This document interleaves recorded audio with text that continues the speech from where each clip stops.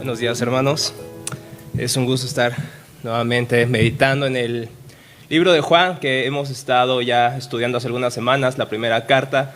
Y vamos hoy a continuar con esta serie de estudios basados en esta carta. Y les pido que me acompañen a primera carta de Juan, capítulo 4, de los versículos 1 al 6.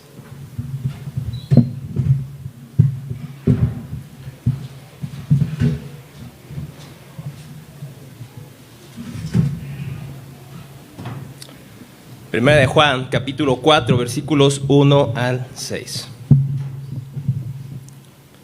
¿Está bien así, Erwin? ¿Sí? Ok. Porque siempre tengo problemas con el micrófono. El versículo 1 dice: queridos amigos, no les crean a todos los que afirman hablar de parte del Espíritu. Pónganlos a prueba para averiguar si el Espíritu que tienen realmente proviene de Dios. Porque hay muchos falsos profetas en el mundo. Esa es la manera en que sabremos si tienen o no al Espíritu de Dios. Si una persona afirma ser profeta, reconoce que Jesucristo vino en un cuerpo humano, esa persona tiene el Espíritu de Dios. Pero si alguien afirma ser profeta y no reconoce la verdad acerca de Jesús, aquella persona no es de Dios. Tal persona tiene el espíritu del anticristo, el cual ustedes oyeron, que ya viene y de hecho ya está aquí. Versículo 4, pero ustedes, mis queridos hijos, pertenecen a Dios, ya lograron la victoria sobre esas personas, porque el espíritu que vive en ustedes es más poderoso que el espíritu que vive en el mundo. Esas personas pertenecen a este mundo, por eso hablan desde el punto de vista humano, y el mundo les presta atención. En cambio, nosotros pertenecemos a Dios.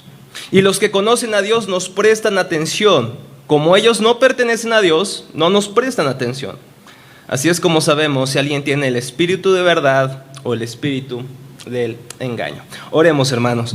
Señor, nuestro Dios y nuestro Padre, gracias a Jesucristo, ya que por esa gracia que nos has mostrado en la cruz, hoy podemos presentarnos delante de ti, Señor, aun con todo lo que somos, tan pecadores, tan rebeldes, tan idólatras, Señor, tan merecedores de tu castigo, pero gracias a los méritos de Cristo, gracias a Jesucristo, es que hoy podemos, Señor, acercarnos a ti, Señor. Podemos acercarnos a la zarza ardiente, podemos acercarnos a la tierra santa, ir al monte santo, ir a tu tabernáculo, Señor, por medio de la carne de Cristo, por medio de su cuerpo molido en la cruz del Calvario en nuestro favor. Y porque Él se hizo carne y fue vindicado por el Espíritu, es que hoy estamos aquí, Señor. Hoy deseamos oír la voz de nuestro pastor.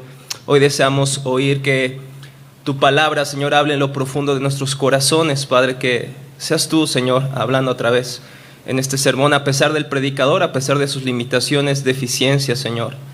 Padre, que tu Santo Espíritu ilumine a nuestros corazones la belleza infinita de Cristo.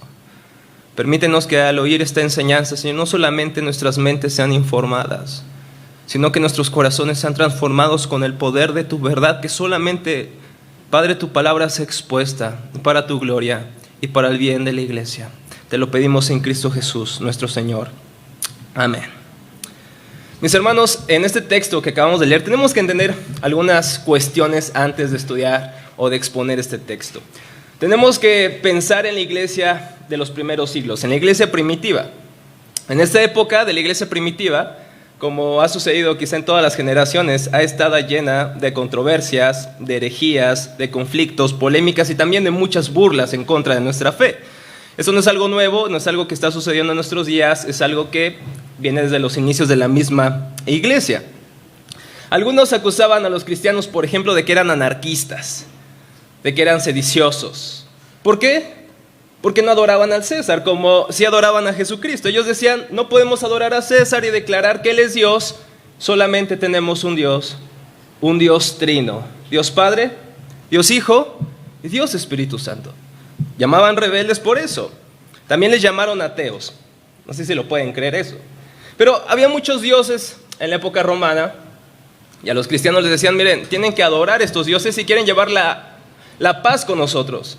Era la tolerancia como la de nuestros días, una tolerancia no tan tolerante, ya que si no adorabas a estos dioses, bueno, te convertías en un ateo y eras odiado. Y esto parece increíble, pero bueno, el punto era acusarlos de algo a los cristianos. Pero también se les llamaba gente tonta. No sé si te han dicho alguna vez eso por creer en Cristo, en el cristianismo. Pero también en ese tiempo se les llamaban gente tonta. Porque ¿cómo iban a creer en un Salvador que salvaba muriendo? Un Mesías que salvaba en una cruz en manos de sus acusadores y enemigos. ¡Qué tontos!, decían ellos. Y bueno, no ha cambiado mucho eso, porque en aquel día decían, ese Mesías tenía que derrocar al Imperio Romano, y más o menos es el clamor mismo de nosotros el día de hoy. Si tuviéramos un mejor presidente, si solamente viniera un buen gobernante, en ese mismo día querían un gobernante así poderoso, imponente. ¿Y qué viene? Viene un nazareno y muere en una cruz. El mensaje del cristianismo, el mensaje del evangelio de que vino Dios, se encarnó, tomó nuestra forma humana y murió por nosotros, era una idea tonta para el mundo griego y para el mundo judío también. De hecho, en Roma se halló un grafito, una representación pictórica del primer siglo, data más o menos del 85 al 95, es del primer siglo de la iglesia. Y en este grafito aparece muy bien lo que se creía de Cristo en aquel tiempo. No sé si, ingeniero, ¿me puedes ayudar con las imágenes? ¿Ya pueden verlas en pantalla? Porque yo no puedo. Sí, ok. Ahí, como pueden ver, es una representación, un dibujo, un arte pictórico ahí. Y aparece un hombre, y la inscripción ahí en griego se puede traducir como lo siguiente: Alexámenos adorando a su Dios. ¿Y cuál es la idea? No sé si puedes poner la otra imagen, amigo, donde se ve mejor. Perfecto. Está Cristo crucificado y Alexámenos le está adorando, ¿no es cierto? Pero aquí Cristo aparece con la cabeza de un asno. Uno de los padres de la iglesia, un escritor importante, Tertuliano, escribió en el segundo siglo, a finales del segundo siglo y a principios del siglo tercero, y él decía que una carga que pesaba sobre los cristianos de ese tiempo era que los demás le acusaban de adorar a un Dios con cabeza de asno.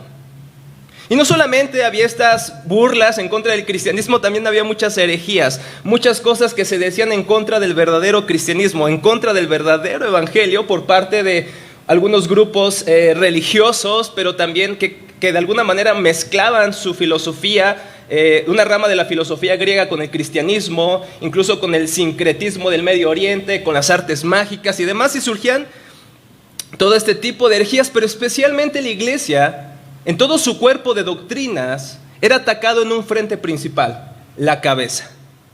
Yo les pregunto, hermanos, ¿quién es la cabeza de la iglesia? Cristo. Cristo es la cabeza de la iglesia, y los primeros siglos estuvieron repletos de controversias en contra de Cristo, sobre su naturaleza, sobre su persona. Unos decían, no es Dios. Otros decían, no es humano. Otros decían, era un fantasma. Otros decían, es un hombre empoderado, es un hombre con cierta gracia, pero no es Dios encarnado.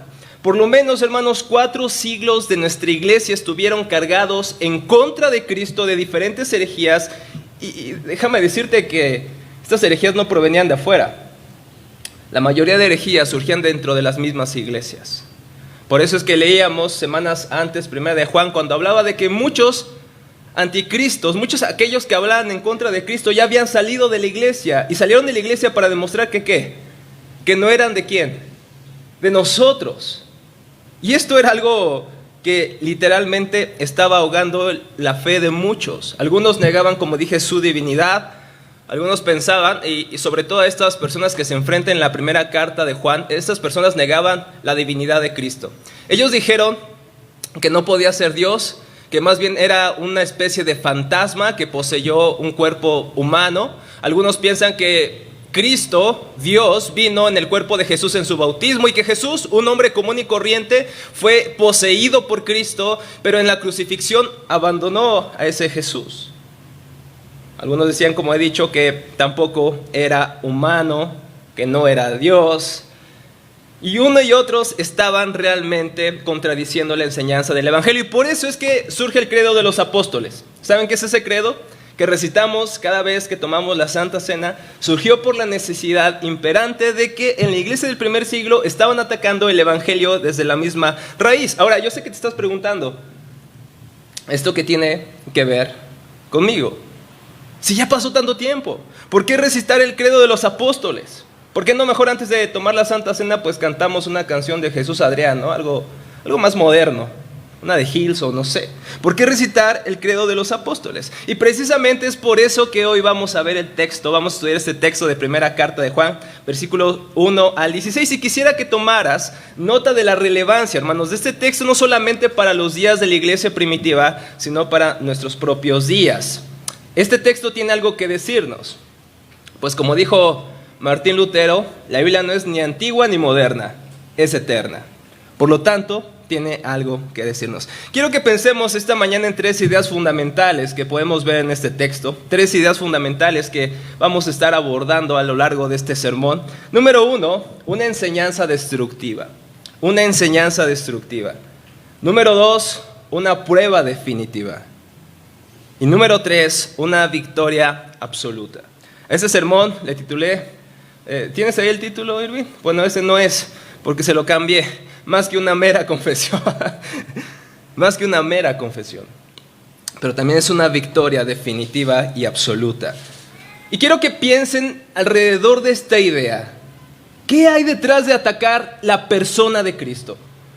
¿Por qué no solamente en el primer siglo, sino hoy en día nuestra fe es atacada por diferentes maneras? Y quiero que vean la relevancia de esto, porque no estamos viviendo tiempos pacíficos, tiempos en que nuestra fe es aceptada, aplaudida y abrazada por todos. Al contrario, vivimos una tendencia contracristiana. La cultura cristiana, la religión cristiana es el principal frente, el principal enemigo de la ideología en muchos sentidos en nuestra época. Y quiero que vean esto, ¿cuál es la tendencia de nuestros corazones a destruir el evangelio? Versículo 1 de 1 de Juan 4 dice: queridos amigos, no les crean, no dejen de creer a todos los que afirman hablar de parte del Espíritu. Pónganlos a prueba para averiguar si el Espíritu que tienen realmente proviene de Dios, porque hay muchos falsos profetas en el mundo. Juan empieza con esta frase de cercanía: queridos amigos, queridos hijos, amados. Esa es la idea. Juan está expresando que realmente está interesados en ellos. No solamente les está hablando doctrina y está señalando a los falsos maestros, pero ¿por qué lo está haciendo? Porque aquellas personas a las que les escribe realmente las ama. Y por eso les dice, les advierte, como nosotros hacemos con las personas que amamos, les advertimos del peligro. Dice, no les crean a todos los que afirman hablar de parte del Espíritu. Y esta palabra es elemental para ellos porque en ese tiempo iban muchos predicadores, ¿verdad? Como el día de hoy, itinerantes. Iban de iglesia en iglesia y decían, tengo una revelación del Espíritu Santo, tengo una palabra fresca. ¿Quién ha escuchado eso? ¿No? Llegan, oye, tengo una palabra fresca, wow, dámela por favor, la necesito. Y era lo mismo en ese tiempo, no estamos muy distantes. Y bueno, estos predicadores, lamentablemente, a pesar que abundaban, también abundaban sus errores. Estas personas iban a las iglesias, pedían dinero a las iglesias, les pedían de alguna manera que los siguieran, incluso detestando a los apóstoles. Muchos de ellos eran antagonistas de los apóstoles de Cristo, los verdaderos, y se autoproclamaban apóstoles.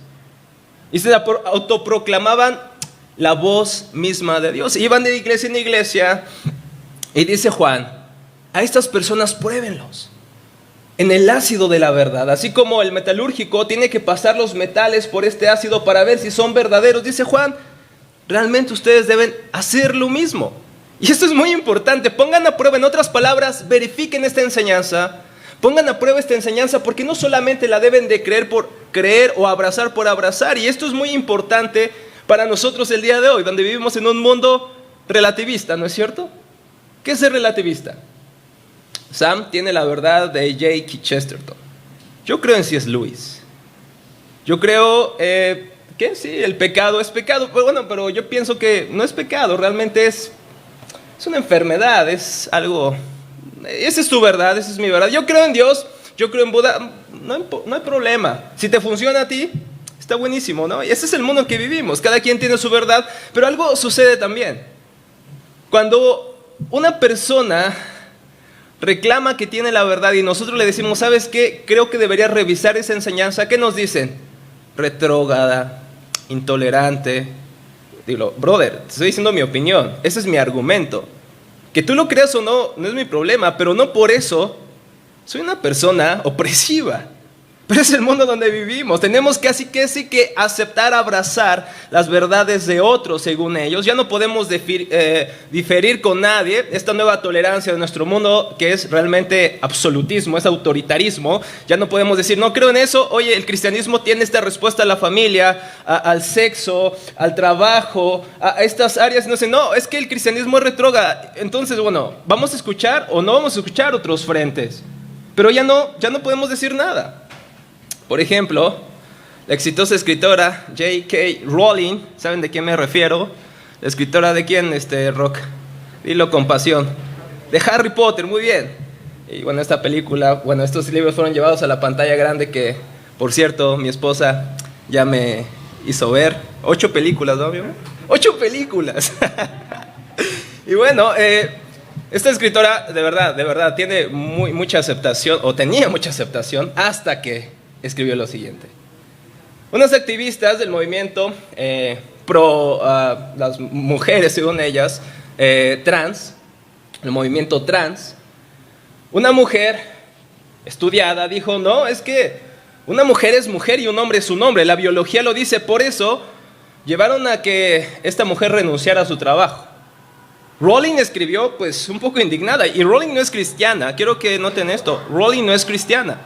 Y escribió lo siguiente: vístete como quieras, llámate como quieras, acuéstate con cualquier adulto que te acepte, vive tu mejor vida en paz y seguridad, pero obligar a las mujeres a dejar su trabajo por afirmar que el sexo es real. Eso lo puse en un tweet que causó una polémica mundial. Y no solamente de aquellos que venían de la agenda trans, sino también de los mismos seguidores de las películas de Harry Potter, incluso los mismos actores, a que gracias a Rowling obtuvieron millones de dólares.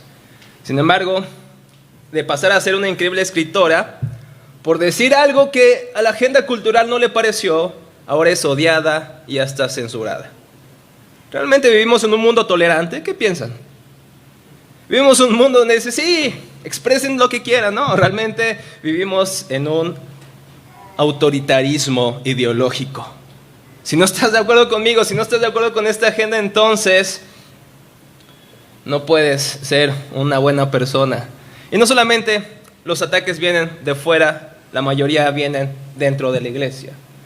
Muchas iglesias han sido cerradas, muchos ministros han sido quitados de su cargo por no casar a personas del mismo sexo. Y bueno, dice, esa es mi creencia como pastor. Un pastor dice eso, yo no quiero casar a 2 personas del mismo sexo porque la Biblia dice esto. Intolerante, retrógrada, te cerramos tu iglesia. Wow. No sé si pueden ver la nueva tolerancia, tan intolerante. Y lamentablemente esto está surgiendo, muchas iglesias, o si lo puedo denominar así, están haciendo esto, están aceptando a la agenda LGTB, la teología liberal, ideología de género, y hay un movimiento también llamado de construcción de la fe. Hay que redefinir la fe, nos dicen, hay que redefinir nuestras creencias. Creo en Cristo, pero no creo en la iglesia, no creo en el cristianismo. Una escritora de una saga de vampiros, era atea, se convierte ella según el cristianismo, pero después escribió lo siguiente, y lo pueden encontrar en The Guardian, esta revista digital. No les voy a decir el nombre porque es muy famosa, más que Rowling, creo. Decía, en el nombre de Cristo, fíjense cómo escribe esto, en el nombre de Cristo renuncio al cristianismo y a ser cristiana, amén. Y ella es parte de un movimiento de la deconstrucción de la fe. No vamos a ir a la iglesia, no creemos en la iglesia, creo en Cristo, pero no creo en los cristianos, no creo en la definición del evangelio. Según mi perspectiva, vamos a ir otra vez construyendo el evangelio. Esa es una amenaza de la misma forma de las amenazas que podemos ver en el primer siglo. Quiero que entiendas que ese no es el problema de los primeros cristianos a los que Juan escribe. También estamos en una misma situación. Juan escribe porque hay muchos falsos profetas en el mundo. Por eso es que los pone en alerta y les dice, prueben estas personas. Y los cristianos ya realmente somos esas personas odiadas porque decimos tener solamente una verdad. ¿Y quién es esa verdad? Es Cristo. Y no porque no lo imaginemos, Es porque nuestra regla suprema de autoridad, que son las Escrituras, lo dice. Jesucristo lo dijo. Y noten que lo dijo aquel que muchos que deconstruyen la fe sí dicen creer, pero no sé en qué Cristo cree. Porque Cristo dijo: yo soy la verdad, yo soy el camino, la verdad y la vida. No hay un artículo indefinido, no, yo soy un camino, yo soy una verdad, yo soy una vida. No, es yo soy el camino, yo soy la verdad y yo soy la vida. No hay muchas verdades, no hay muchos caminos, no hay muchas vidas, solamente existe una y es Cristo. Por eso es que debemos de probar toda enseñanza. Pero ¿cuál es esa prueba? Eso nos lleva a nuestro segundo punto, una prueba definitiva. Veamos otra vez el versículo 2 de 1 de Juan 4. 1 de Juan 4, 2. Esa es la manera en que sabremos si tienen o no el Espíritu de Dios. En otras palabras, esa es la forma en que veremos si las enseñanzas que escuchamos son verdaderas, que provienen del Espíritu de Dios. Si una persona que afirma ser profeta reconoce que Jesucristo viene en un cuerpo humano, esa persona tiene el Espíritu de Dios. Pero si alguien afirma ser profeta y no reconoce la verdad acerca de Cristo, ¿cuál es la verdad acerca de Cristo? ¿Cuál es la verdad? Lo acabamos de leer, que Jesucristo vino en carne. En otras palabras, aquel que no cree en el Evangelio. ¿Y qué es el Evangelio? Víctor, Rodrigo nos lo han definido muchas veces, tanto en las clases como en estos sermones. El Evangelio es que Cristo tomó nuestra forma humana, se encarnó, vivió una vida que nosotros jamás soñaríamos con vivir, ni podemos, ni queremos hacerlo. Murió la muerte que nosotros merecíamos, que perfecta y plenamente merecíamos. Padeció como un injusto, como el más vil pecador, pero no porque lo era, sino porque nosotros lo somos. Pero ahí no termina el Evangelio. Él resucitó. El Padre aprobó ese sacrificio, consumado telestai, todo está hecho. Y eso no es todo el Evangelio. Él ascendió a los cielos y prometió, ¿qué, hermanos? Volver y poner todas las cosas en orden, en su lugar. Aquel que no reconoce esa verdad no es de Dios, dice nuestro hermano Juan. ¿Cómo sabemos, hermanos, que una persona habla de parte de Dios? ¿Cómo sabemos que es un verdadero mensaje? Aquí está la prueba. Un verdadero mensajero es aquel que confiesa que Jesucristo tomó forma de hombre, dejó su trono, como dice Filipenses 2, Él se vació a sí mismo, se vació de su gloria, renunció al ser igual a Dios, renunció a la alabanza de los ángeles, renunció a vivir en paz, deleite eterno con su Padre y el Espíritu Santo, y tomó forma de hombre, vino a pisar esta tierra polvorienta de nuestro mundo, vino a vivir entre pecadores, burladores, aquellas personas que buscaban matarlo, que buscaban burlarse de él. Tomó nuestra forma humana. Y Juan dice, ha venido en carne, para indicar que Cristo ha tomado nuestra naturaleza. Como escribe el comentarista Simon Kingsmaker, el cristiano reconoce al Espíritu de Dios en todo aquel que abiertamente confiesa que Jesucristo es a la vez humano y también es divino. Y que ese Jesucristo es el Hijo de Dios, que ha venido en la carne. Aquí, dice Kingsmaker, tenemos entonces el principio establecido para probar si una enseñanza determinada proviene del Espíritu Santo. Esta es la prueba definitiva. Así que aquel que se niega a reconocer esto no está negando un punto secundario de nuestra fe, déjenme decirles. Está negando la médula misma de nuestra fe. Lo que hace posible nuestra fe. Lo que hace posible que exista la iglesia de Jesucristo. Lo que hace posible que hoy pudiéramos venir, cantar, adorar y orar como hermanos. Versículos atrás, Juan escribe lo siguiente. ¿Y quién es ese mentiroso? El que dice que Jesús no es el Cristo. El que niega al Padre y al Hijo es un anticristo. El que niega al Hijo tampoco tiene al Padre, pero que el que confiesa al Hijo tiene también al Padre. Y quisiera, hermanos, que notáramos la importancia que reside en este texto. Sin esta verdad de la encarnación de Cristo, nuestra fe es una mentira, es una farsa. Porque si Él no vino, no se encarnó, tomó nuestro cuerpo, no pudiera pagar por nuestros pecados. No sé si recuerdan esta enseñanza de Rodrigo cuando habló de por qué era necesario, basado en el catecismo de Heidelberg, por qué era necesario que Cristo tomara forma humana para representarnos delante del Padre. Si Él no se encarnó, entonces nuestra fe es una farsa. Si Él no vivió, si Él no murió y no resucitó, si no resucitó, entonces vana es nuestra fe. Entonces no es algo secundario, no es algo que digamos podríamos decir es algo que no importa. No podemos titubear en esto, hermanos, no podemos rebajar a Cristo como un maestro moral, ¿no es cierto? Como un gran predicador. Las personas, incluso que no son creyentes, dicen, bueno, yo creo en Cristo, fue un gran maestro. Incluso le preguntas a muchos cristianos, ¿para qué vino a la tierra? Cristo. Muchos te dirán algo como lo que sigue. Para darnos ejemplo de su fe. Para que vamos en paz unos con otros. Peace and love. Para ser mejores personas. Wow. ¿En serio para eso vino Cristo? Si Cristo solamente vino para que seamos como Él, entonces estamos quebrados. ¿Quién puede ser como Cristo? Si solamente Cristo vino a darnos su ejemplo, pero no la capacidad para ser como Él, estamos rotos, estamos quebrados. Nadie puede ser como Cristo. No, más bien, hermanos, la fe cristiana es esto. Porque no podemos ser como Él, es que Él vino a tomar nuestra forma humana para morir por nosotros, precisamente porque no podemos vivir como Él. Y Él vino a pagar nuestra condena. Otros piensan que Cristo vino para mejorar nuestra situación económica, amorosa, familiar, ¿no es cierto? Él vino, dicen algunos, para que seamos buenos padres, buenos esposos. Y esta frase ya toma relevancia para mí en estos días. Buenos hermanos, buenos hijos. Para tener éxito.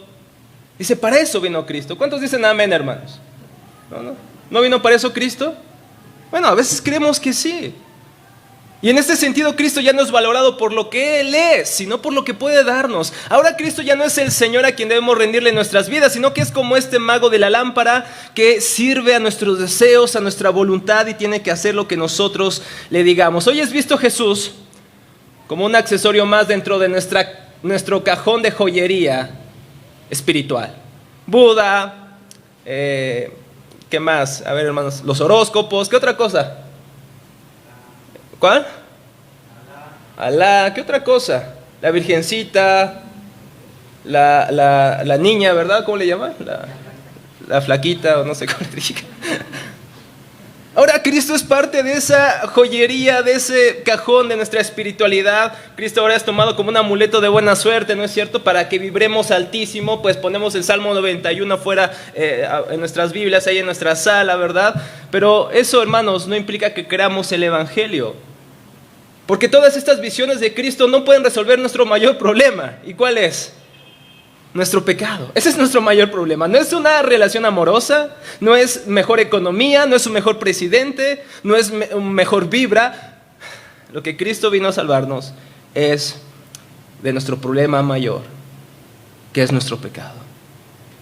Y dice Juan, si alguno dice tener el Espíritu Santo, tiene que creer que Jesucristo vino en carne.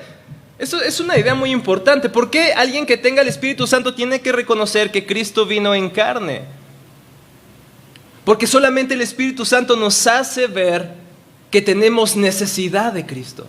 Cualquiera puede decir, cualquiera puede confesar con sus labios, sí, Cristo vino en carne, pero solamente aquellos en quienes el Espíritu Santo les revela lo horrible que somos, podemos decir, creo en Jesús. Y no solamente es una confesión doctrinal, no solamente es confesar el credo de los apóstoles, es reconocer en nuestros corazones que realmente lo necesitamos.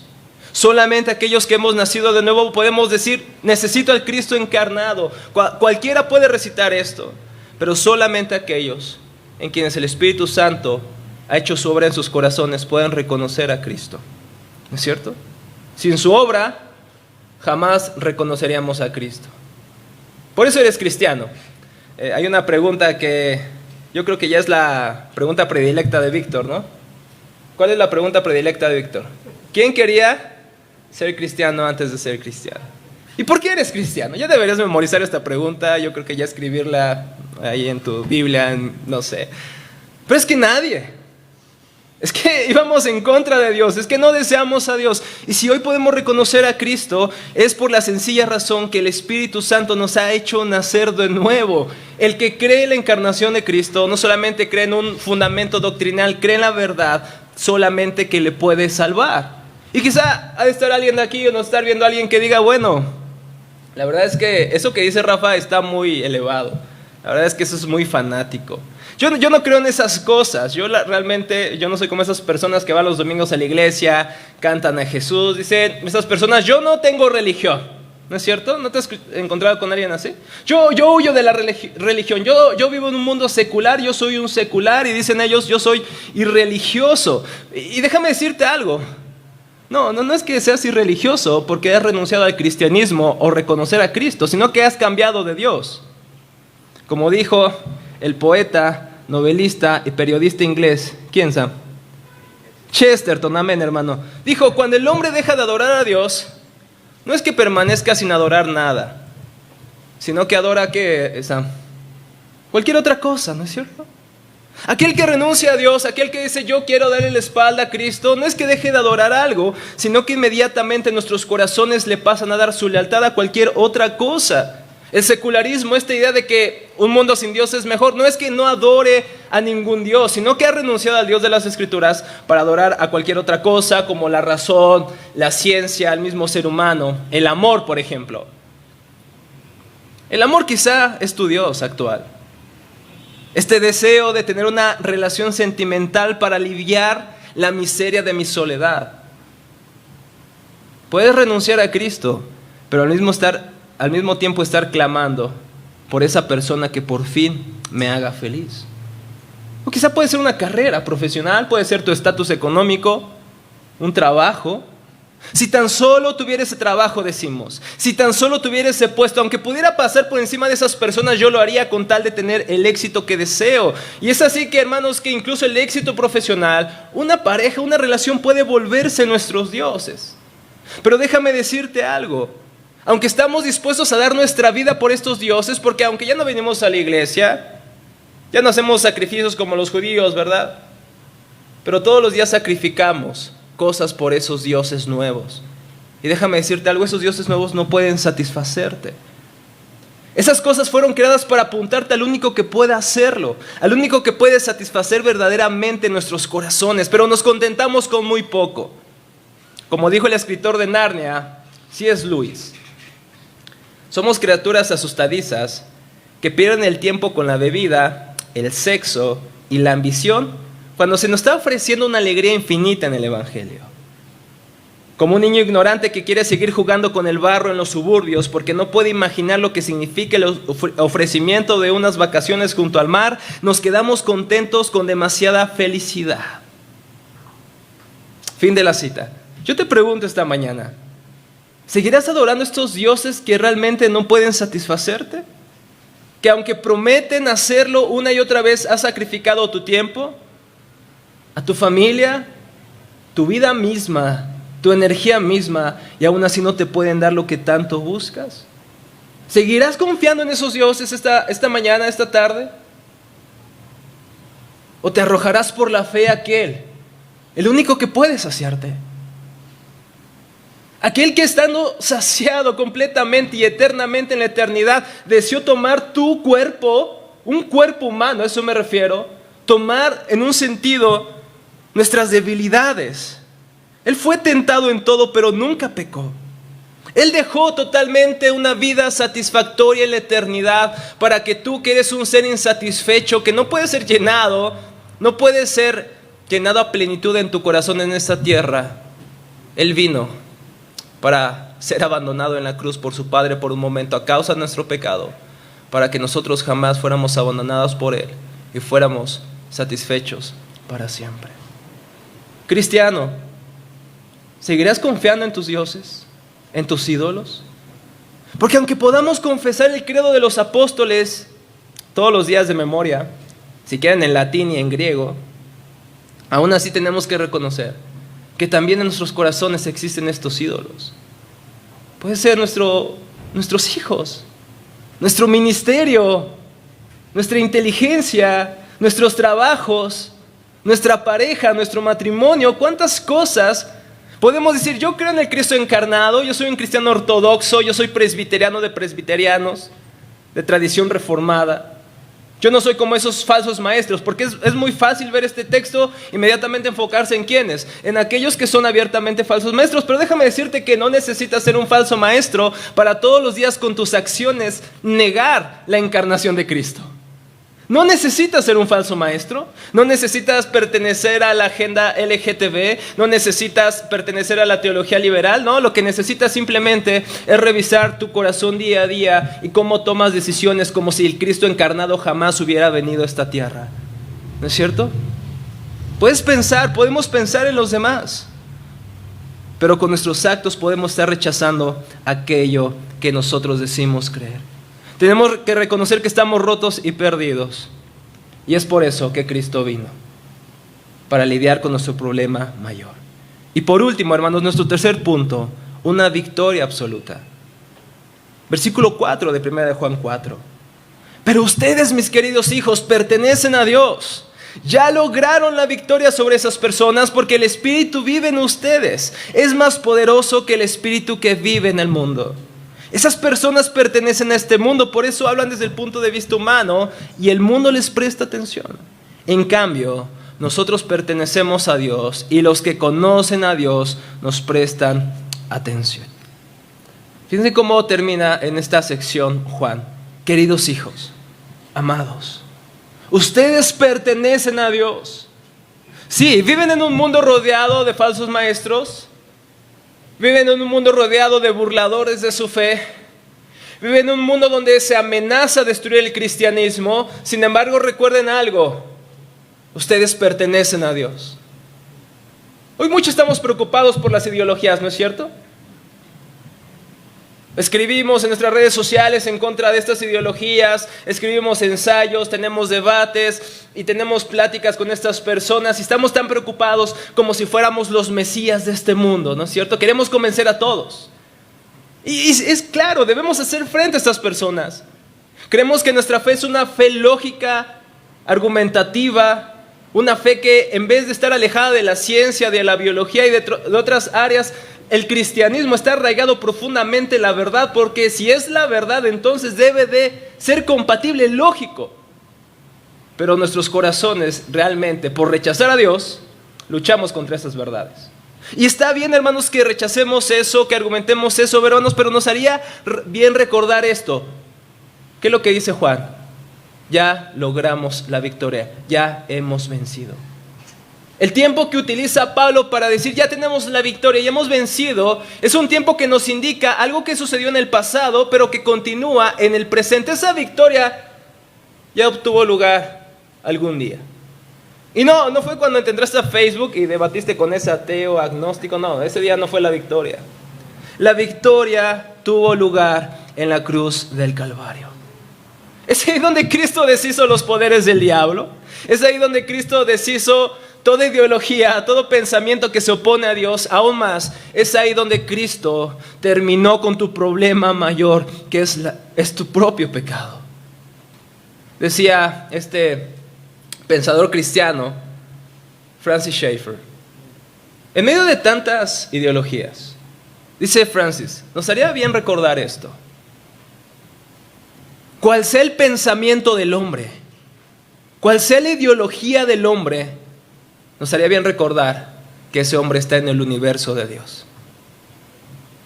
No importa cuántas ideologías se levanten, no importa cuántos ataques vengan en contra de la iglesia, la victoria está lograda en la cruz del Calvario. Esa es la promesa del Evangelio, hermanos, que esa victoria un día será culminada. Y quiero preguntarte, ¿cómo esto afecta a tu fe? ¿Eso qué tiene que ver contigo esta mañana? Quiero que pienses en esto. Este texto, ¿en qué sentido provoca que yo me arroje al Evangelio, que yo descanse en el Evangelio, hermanos? Porque si entendemos que en Cristo tenemos la victoria y que aún se levanten los maestros que se levanten, los falsos maestros, estas ideologías, aún así, hermanos, si Él ya venció, no importa lo que venga. No importa las amenazas en contra de nuestra fe, no importa las ideologías que buscan desacreditarnos, no importa los falsos maestros que tanto abundan, no importa el liberalismo y el progresismo en el sentido de que no debemos poner nuestra esperanza en exterminarlo, porque un día Cristo vendrá por segunda vez y pondrá por fin todo en orden. Todo esto, hermanos, será puesto en orden. Luchemos, esforcémonos por nuestra fe. Contendamos ardientemente por nuestra fe, como dice Judas, pero descansemos en la victoria que Cristo ya obtuvo en la cruz. Y Él vendrá por segunda vez, hermanos. Él quitará todo dolor, toda enfermedad.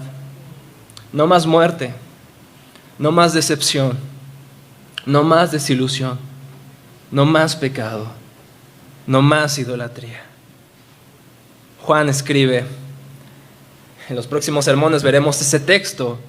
Pues todo hijo de Dios vence a este mundo de maldad y logramos esa victoria por medio de nuestra fe. ¿Cuál fe, hermanos? ¿Cuál fe? Creo en Dios Padre Todopoderoso. Creo, Creador del cielo y de la tierra. Y creo en Jesucristo, su único Hijo. ¿Qué sigue? Nuestro Señor, que fue concebido por obra y gracia del Espíritu Santo, nació de la Virgen María, padeció bajo el poder de Poncio Pilato, fue crucificado, muerto y sepultado, descendió a los infiernos, al tercer día resucitó de entre los muertos, subió al cielo y ahora ¿qué está haciendo? Está sentado a la diestra de Dios. ¿Y qué está haciendo sentado? ¿Está cruzado de brazos? ¿Está intercediendo por quiénes? Por nosotros. En este momento Cristo no está cruzado de brazos. Está intercediendo por esta predicación imperfecta. Está intercediendo por nuestra adoración imperfecta. Está intercediendo por nuestro corazón imperfecto delante del Padre. Si hoy podemos tener confianza, es porque Él sigue intercediendo por nosotros. Y desde ahí, hermanos, Él vendrá a juzgar a los vivos y a los muertos. Y eso es algo terrible si no eres cristiano, déjame decirte. Atérrate por esto. Deberías pensar en tu salvación y en tu vida eterna. Ven a Cristo nuevamente. No rehúses ir a aquel que se hizo carne. Hoy es la oportunidad que confíes en Cristo, que digas: mis ídolos no me han podido cumplir lo que tanto deseo. Recuerda que vino uno y el único que puede satisfacerte para siempre y transformar tu mayor problema, que es tu propio corazón. Y cristiano, esta frase de que Él vendrá a juzgar a los vivos y a los muertos debe de llenarnos de esperanza, gozo y alegría, hermanos. Porque eso significa que si Él viene, nosotros seremos transformados para siempre. Y tu pecado con el que tanto luchas, la idolatría que tanto tienes, un día despertarás a la realidad gloriosa de que no existirá más eso. Imagínate ese día, donde puedes estar de pie delante de Cristo y le puedas decir con todo tu corazón, con toda tu mente: te amo, sin pecado, sin más idolatría, sin más estorbos. Él vendrá a juzgar a los vivos y a los muertos. ¿Y por qué es nuestra esperanza? Porque Él nos juzgará, y el Señor nos juzgará no viendo nuestras obras, no viendo nuestra idolatría. ¿Quién verá en nosotros, hermanos? Aquel que se hizo carne.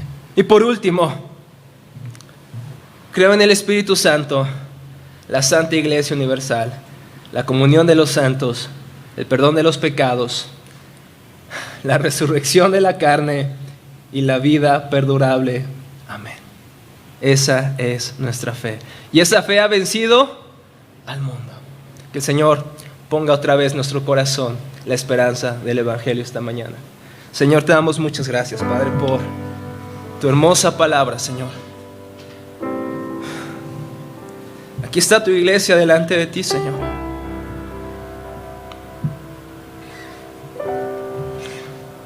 Ayúdanos a recordar nuevamente esta esperanza bendita y gloriosa que tenemos en el Evangelio, Señor.